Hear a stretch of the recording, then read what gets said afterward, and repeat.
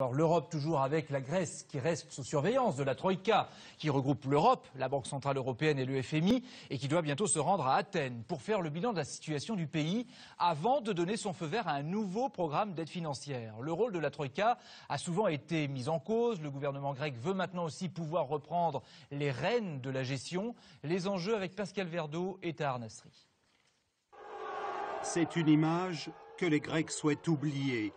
Celle des hommes en noir, les experts de la Troïka, régulièrement conspués.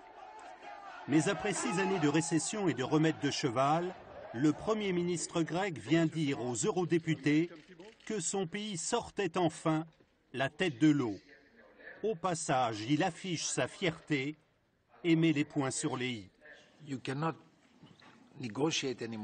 On ne peut plus négocier avec la Troïka, une augmentation des impôts ou une baisse des retraites.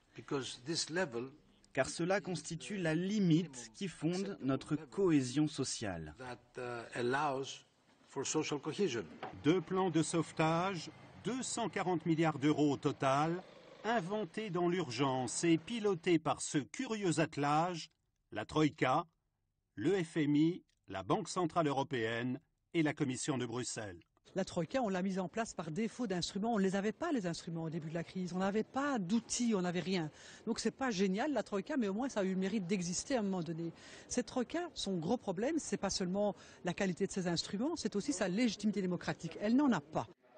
Une légitimité et un bilan contestés. Mais pour cet ancien patron de la BCE, auditionné par les eurodéputés, il n'y avait pas d'autre choix. Car la cigale grecque pensait que le bel été ne finirait jamais. S'il n'y avait pas eu de Troïka, s'il n'y avait pas eu d'aide des autres pays européens, s'il n'y avait pas eu d'aide internationale, la récession eût été bien plus dramatique et le problème pour le peuple grec eût été bien plus dramatique. Il n'y a pas de doute là-dessus. Autocritique limitée avant la publication du rapport dans quelques semaines de la commission d'enquête du Parlement européen. Et en attendant, la Troïka se rendra à Athènes fin janvier pour débloquer sous condition une nouvelle tranche d'1 milliard d'euros.